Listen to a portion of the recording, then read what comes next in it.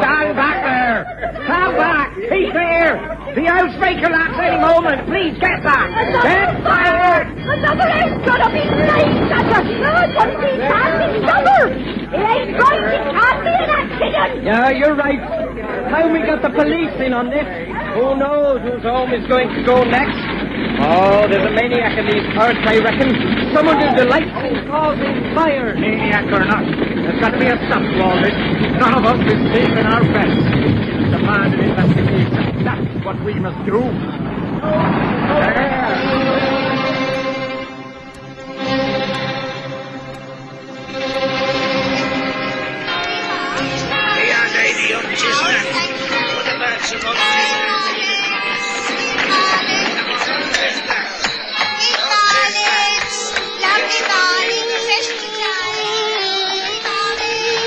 We present the stories of Sherlock Holmes.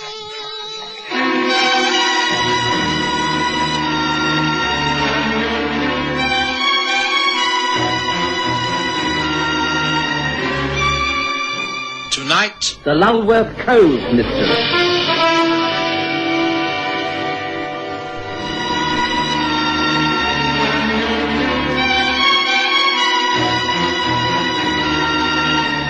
The summer of 1895 was a particularly hot one by English standards. Well over 80 in the shade for weeks on end, or so it seemed. I found it particularly trying, for I was aware that most of my patients were feeling the effects of the heat. Those with serious complaints were enfeebled by long hours of perspiring in bed, and others had their minor troubles aggravated by the bad tempers of their families. I was fairly irritable myself when one day I returned to Baker Street to find Holmes sharing a cool jug of lemonade with a young gentleman I'd not met before. Ah, Watson, come in, my dear fellow. You must be exhausted. Put your feet up. Have a glass of cold lemonade. Meet young Inspector Gavin. Oh, how do you do, Inspector? It's a great pleasure to meet you, Dr. Watson. I've heard so much about you, of course. Gavin is from Dorset. I knew his father. He was at Scotland Yard, and Gavin's determined to follow in his footsteps. A long way to go yet, Mr. Holmes. I've only just been made inspector, and trust my luck, I've been landed with an almost impossible task. Yes, you were just about to tell me about it when Watson arrived. Take the lemonade, Watson. It really is most refreshing. Oh, thank you. Do speak freely in front of Watson. He's been by my side through more cases than I care to remember. Now tell us, what is it that's troubling you? Well, as you know, I'm attached to headquarters in Dorchester, and we receive reports of all cases that happen along the coast of Dorset. Recently, our attention has been drawn to a series of fires at Longworth Cove. Actually, it's a fairly small, closed community. There are a string of summer cottages that are shut up during the winter months and open up on holidays and during the summer by their owners or guests who rent them. Well, about a year ago, one of these summer cottages was burned to the ground. No one was able to find a specific cause for the fire. In the end, it was thought that a tramp had broken into the place and somehow caused the blaze. Is that what the owner thought? Did he claim insurance? Yes, it was a very modest amount. Algernon Francis was the owner's name. He moved some of the rescued furniture neighbors had managed to get out of the fire into a nearby house and decided to live there until he could rebuild on the previous site. But this fire was only the first of a shocking series. Several more houses along the coastline were altogether or partially destroyed, including Algernon Francis' temporary home. That's most interesting. Pray continue. Oh, naturally, the local people were up in arms, and particularly when they thought that they had found a reason for the fires. You know better than I do, Mr. Holmes, that the place to pick up gossip is in the local pub. And the local pub at Longworth Cove is the Seagull's Nest. A meeting extraordinary was held there, presided over by Mr. William Spaulding, a middle-aged bachelor who lives alone in his family home on the cliffs and, being of independent means, gives most of his time to civic and philanthropic enterprises. He had the full support of the locals.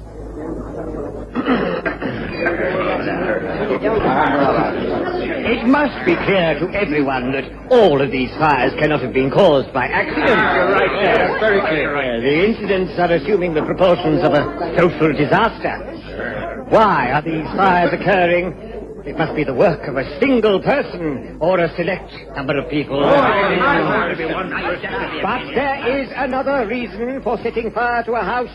It can't be insurance, as it applies to too many owners, and their insurance companies... If it's the work of a madman, then it don't need no reason, do it? Ah, but there is evidence that certain items of value have not been found after the fire. Articles of value, paintings, furniture, and family silver have not been recovered. Now, supposing the fires were simply a cover-up for important burglaries, how about that? What can we do about it? We must take prompt measures against any repetition of these dastardly crimes. I suggest a citizens' emergency committee. Guards to be posted at various points. A patrol system in direct touch with the police. Splendid idea. Spaulding must be the chairman of the committee, of course. I second that. Let's form the committee straight away. I don't mind, yes. So, Spaulding was elected and immediately made application to Dorchester for help. I was sent down and made inquiries. But quite honestly, Mr. Holmes, I'm baffled. Nothing else has happened. By that, I mean that there have been no new fires. But the place has turned into a village of suspicion. Neighbor is turning against neighbor, friend against friend. It's becoming a place of locked doors, drawn curtains, and whispered suspicion. Yes, I can understand that. The fact is that I am now known in the district. And wherever I go, people are so cautious that I can get nowhere. I was wondering if you and Dr. Watson wouldn't consider taking a few days off and coming down to Dorset. You could stay at the Seagull's Nest and, well, perhaps pick up a few clues that may help me. I'm anxious to prove myself for this case. Anything you advise will be of great value. Well, I do admit that the problem is an intriguing one. Naturally, you feel the pyromaniac is a local man. I beg your pardon? The pyromaniac. The person who causes fires. The arsonist. Oh, yes, must be local. Otherwise, how would he know what was of value in these houses? Right. Well, Watson, what do you say? Well, I'd very much like a few days off down by the sea, especially to get out of London in this heat.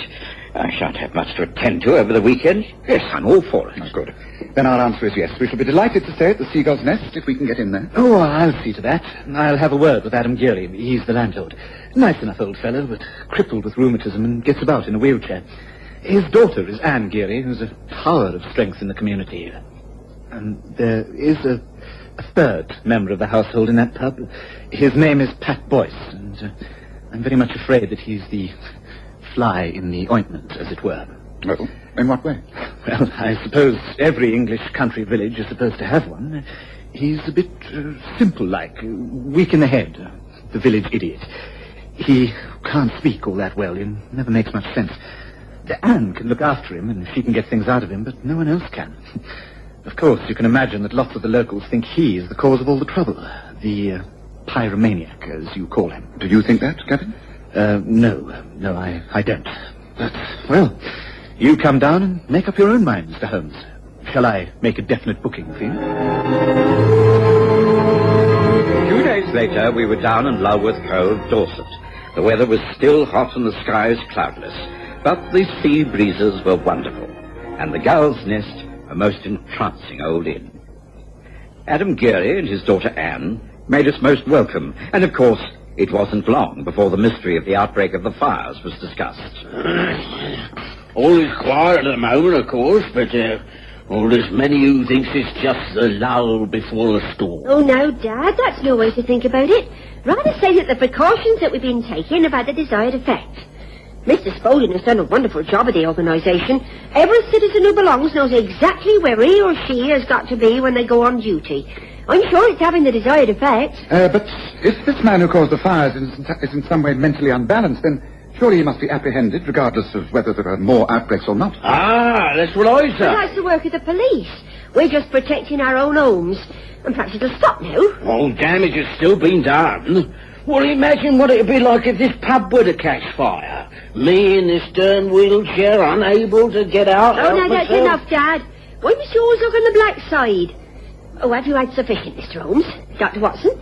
If so, then I'll be clearing away. Oh, would you like another helping? Oh, an excellent supper. Thank you, Anne. No more for me. Thank you. It was splendid. My God, darling boy, how many times I told you not to burst into a private parlour like that, eh? Oh, now calm down, Patrick. Quiet now. Don't try to speak. Just be quiet. That's it. Now, these are two new guests staying here at the inn. This is Mr. Sherlock Holmes and this is Dr. Watson. Now, you will smile and touch your cap whenever you see them. You do so now. Good evening, Patrick. Good evening. Oh, get him out of here, Anne. You're embarrassing our guest. Get him out. Please, not at all. As a medical man, I'm used to dealing with all kinds of people like this. The main thing is that these people are not to be frightened. Now, just ask him to sit down. Oh, how very pleased I am to hear you say that, Dr. Watson. The people here don't understand, Pat. They think because he's slow that he doesn't understand. But he's brighter than anyone thinks. Now sit down, Patrick. If there's anything to tell me, you'll do so better if you sit quietly first. Oh, gracious. Now what? Inspector Gavin, believe it or not. Adam, man, come on, there's another fire. A cottage up on the far side of the cove. The light all over. Come on, everyone. We need every hand on the job. I can hardly describe the scene near the beach at Longworth Cove. By the time we reached the burning cottage, half the local population was there. The fire had got a good hold, but a bucket chain was formed, and it was soon brought under control. Men rushed to and fro, helping to salvage furniture and valuables from the rooms. Eventually, the fire brigade moved us all away, and tired and exhausted, our clothes and bodies covered with ash and water, we realized our task was over. Holmes was able to ask a few questions. Anyone know who raised the alarm, the first to see the flames? I did. I can see this place clear enough from my cottage across there. First I thought it was the sunset reflected in the windows. Then I realized it was a fire inside the front room. I came on over to confirm this. There was no one about? Didn't see anyone. Then that young simpleton Pat Royce came down from behind the cliff. I sent him to raise the alarm in the main village while I got the neighbors out. We've been working like slaves ever since. Who does the place belong to? A friend of mine, Major Higgins. He's away up north at the moment. I'll have to send him a wire first thing in the morning. Oh, it's a sorry mess, no mistake. I agree. You've done an excellent job of work. What is your name, by the way? Hall, Alex Hall. Well, perhaps you'd like to call in at the Seagull's Rest for a pint of beer, Mr. Hall. I'd be very pleased to stand you a drink. And I'd be very pleased to accept one. Give me half an hour to clean myself up and I'll be over. The bar trade at the Seagull's Nest was extremely busy that evening. So much so that when Inspector Gavin arrived, Holmes suggested that a handful of us retire to the small private parlour, taking our beers with us. It was there that the questioning continued.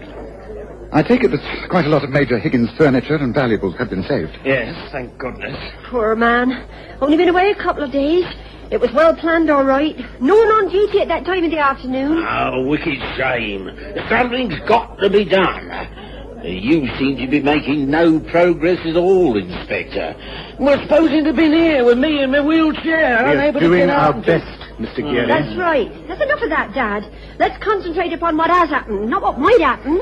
The thing is that I know now that it's definitely a planned fire to cover for a robbery. How do you know that, Mr. Hall? Because I know the Major's house. I know that he has a large grandfather clock in his sitting room. Well, I was one of the first to get into the place when the fire started. The clock wasn't there. It had been stolen before the place was set alight. Well, that's a valuable clue. You're sure of this? Of course I'm sure. It has the most distinctive chime. A very fine piece of work. And it wasn't there. That's most interesting. I imagine a grandfather clock is not an easy thing to steal. Mr. Spaulding, do come in. I heard you'd all gathered here. I feel it's my duty as chairman of the Citizens Emergency Committee to demand that you question the boy, Pat Royce, Inspector. Pat? What for? Well, it's clear that he's involved in some way. He's always around on the scene of these fires before anyone else. The poor lad is soft in the head and probably doesn't know what he's doing. Dr. Watson here's a medical man, and he will bear me out when I say that many deranged people are fascinated by fire. It's a known fact. Well, I don't know that I can agree with that, Mr. And I most certainly cannot. I'm surprised at you, William, I really am. Just because Pat's back wouldn't can't answer for himself, you naturally pick on him. It's grossly unfair. Now, Annie, we must face facts. We really must. Oh, it's no use, Inspector, trying to get the news out of Pat. You know how frightened he gets. The fire's scared him. He won't be able to talk, even to me, for some time. If there's any questioning to do, I think I should do it. But please don't disturb him tonight. It's up to you, Inspector, but the folk in these parts have had enough. If they do find the person responsible, then I won't answer for their actions. There could be a lynching. Tempers are that high. There will be nothing of the kind, and I refuse to be pushed into making irresponsible accusations. I shall conduct this investigation in my own way, methodically and as thoroughly as possible. It will mean personal interviews with everyone concerned, alone. I think mass meetings only stir up hysteria. Now, having said that, I should like to start with you, Miss Geary. Will everyone else please return to the bar? I shall call you all in turn. You and Dr. Watson will stay, won't you, Mr. Holmes? And so the questioning continued in a more reasonable manner. The inspector interviewed some dozen of the local people who lived near the scene of the latest fire. Holmes listened intently, sprawled in a chair by the open window, his head upon his chest and long fingers pressed together. He made no comment, and eventually retired for the night in a somber mood. I found it hard to sleep, and when I did, my mind was filled with the sight of flames and the smell of burning timber. Morning dawned crisp and clean, and Anne Geary served us an excellent breakfast. I've been talking to young Pat, Mr. Holmes. He's in a rare state. Couldn't get much out of him. But he says he saw someone leaving Major Riggins' garden just before that fire started, yesterday. Ah, that's most interesting. Were you able to get an identification from the lad? Not yet. He goes all to pieces when he tries to explain. Takes ages for him to calm down. But I'll try and have a good long talk to him later. I'll take him to church. He likes church. Has a soothing effect upon him. Oh, he isn't at all a violent boy. I'm sure he didn't start the fire. You don't believe he did? Do you, Mr. Holmes? No, I'm quite sure that he didn't. Oh, thank goodness for that. Well, I'll be getting a bit more work. I'll talk to Pat after church, and I'm sure I can get him to give me a description of the man he saw. Would you like another pot of tea?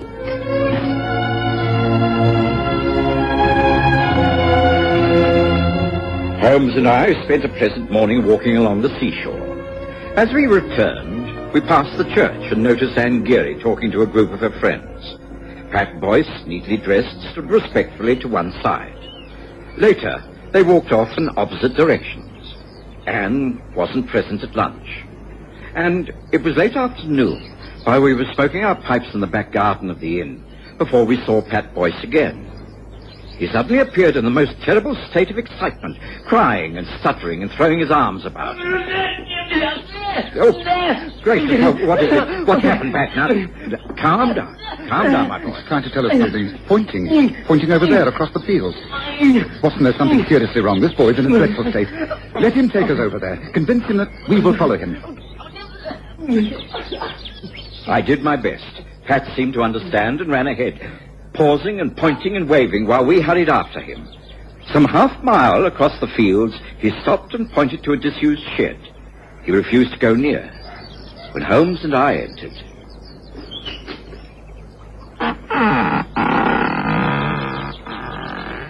There's nothing in here. This hut isn't used for anything. Wait. Look, Watson, look there, on those sacks. It's Anne Geary. Oh, great heavens, Holmes. Blood. Her head, she's been most brutally murdered.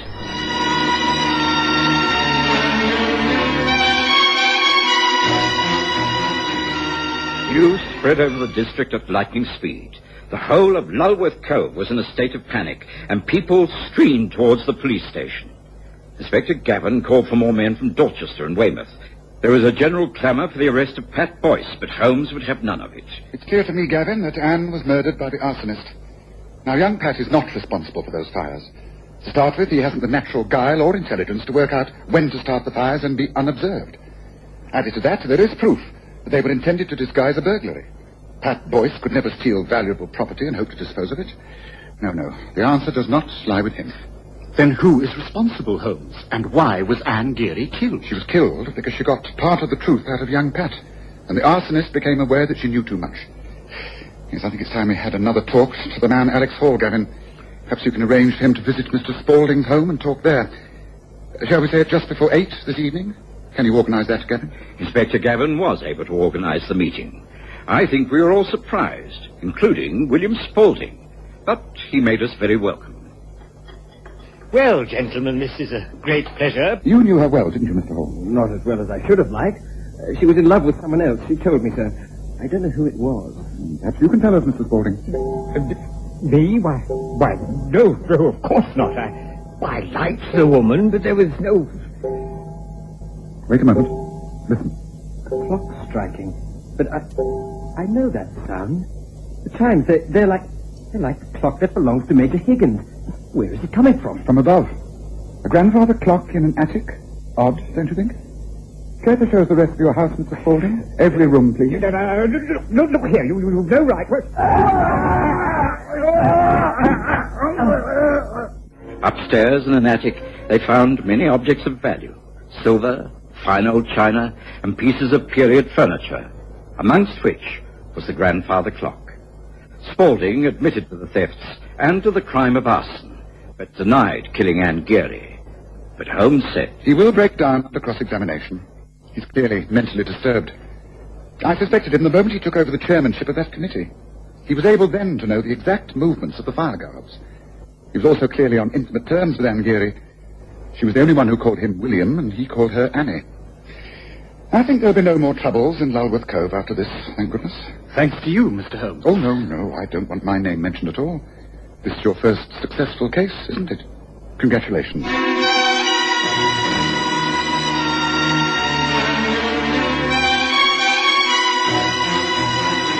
Listen again next Sunday to The Stories of Sherlock Holmes, with Graham Armitage as Holmes and Kerry Jordan as Dr. Watson.